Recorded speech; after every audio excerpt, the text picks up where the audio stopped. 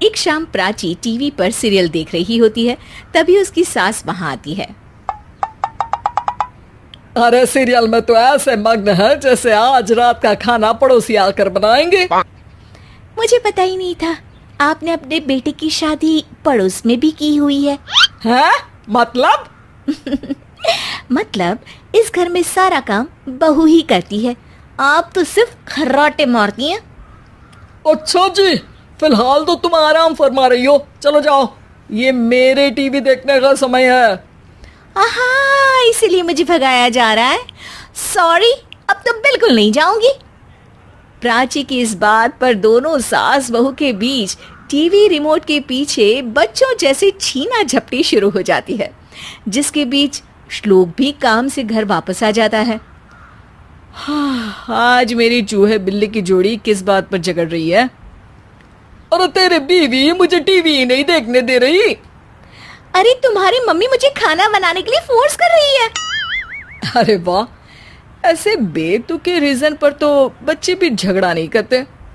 अरे मुझे कुछ मत बोल, सब इसने ही शुरू किया है। हाँ हाँ, जैसे आप तो बहुत दूध की धूली है ना। अरे बस, दोनों चुप। प्राची जाओ, खाने की तैयारी करो।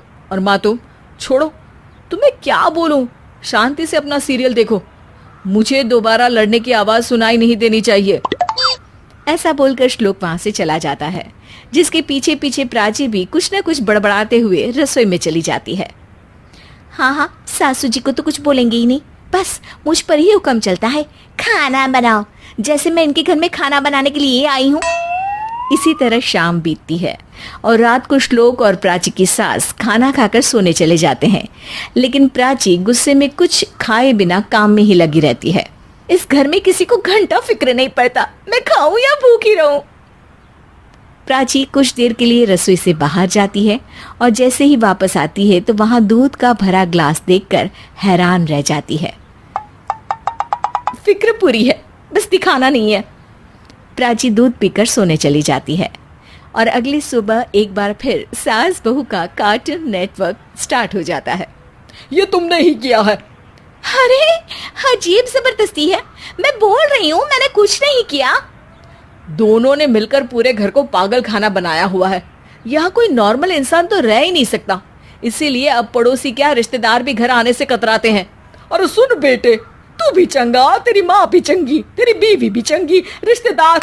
हाँ जी, आपको नहीं पता क्या, गंगाधर ही शक्तिमान है, रिश्तेदार ही। हाँ हाँ, बस समझ गया। कभी जानवरों जैसे लड़ेंगी तो कभी जुगलबंदी करेंगी। भाई मैं आप दोनों के बीच में नहीं फंसना चाहता। सास बहू की इस मनमौजी जोड़ी से परेशान होकर श्लोक अपना सिर खुजलाता वहां से चला जाता है। चलो अब मैं भी कीर्तन में जा रही हूँ। इस पर जैसे ही सास कमरे में अपना पर्स लेने जाती है तो वहां नाश्ते की प्लेट रखी देख मुस्कुराने लगती है और नाश्ता करके घर से बाहर निकलते हुए कुछ पैसे टेबल पर रख जाती है, जिसके कुछ देर बाद सिलेंडर वाला घर आता है। ओ मोरी मैया, मैं सिलेंडर के बारे में तो बिल्कुल भूल ही गई थी। घर खर्च के सारे पैसे भी मम्मी के पास है और श्लोक से बोला तो उल्टा 4 बात सुनाएंगे। प्राची ये सोच ही रही होती है कि अचानक उसका चेहरा चमक उठता है और वो घर में आकर इधर उधर देखने लगती है। तभी उसकी नजर टेबल पर रखे पैसों पर पड़ती है, जिन्हें वो सिलेंडर वाले को दे देती है। ये सब श्लोक देख लेता है। अच्छा बेटे, इतना बड़ा घोटाला, सबके सामने मैं तेरी दुश्मन और पीठ पीछे तेरी मेरी यारी।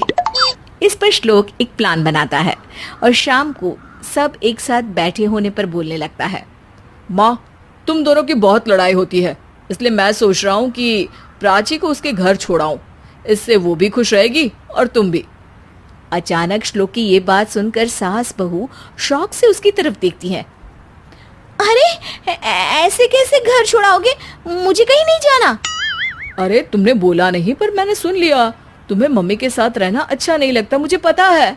अरे वो अरे, जब बहू खुद कुछ काम बोले तो वो तुझे सुनता नहीं, और अब जो इसने बोला ही नहीं वो तू समझ गया। जब उसे नहीं जाना तो फिर जबरदस्ती क्यों कर रहा है?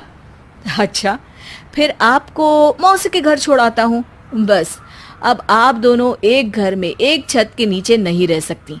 मैं इस टॉम एंड जेरी की जोड़ी को और नहीं झेल सकता। है? ऐसे कैसे नहीं रह सकते? तुम्हें इतनी दिक्कत है तो तुम्हारा बोरिया बिस्तर पैक कर देती हूँ, लेकिन मम्मी जी कहीं नहीं जाएंगी। बिल्कुल यही सुनना था मुझे। अगर दोनों में इतना ही प्यार है फिर हर वक्त ये लड़ाई का नाटक क्यों करती हो? देखा मैंने कैसे माँ किचन में दूध रखती है और तुम उनके लिए कमरे में नाश्ता रखती हो, और कैसे वो पहले ही तुम्हारी दिक्कत समझकर घर में पैसे रखकर बाहर जाती है।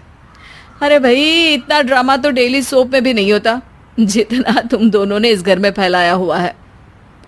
तू हमें टॉम एंड जेरी बोलता है ना, तो याद कर वो दोनों भी एक दूसरे को बाहर वालों की बुरी नजर से बचाने के लिए हमेशा सबके सामने लड़ते थे, लेकिन अकेले में दिक्कत के समय मदद भी तो करते थे। बस हमारा रिश्ता भी कुछ ऐसा ही है। और वैसे भी अगर सास बहू में तू मैं नहीं होती तो दुनिया वालों को कहानियां कैसे मिलेंगी?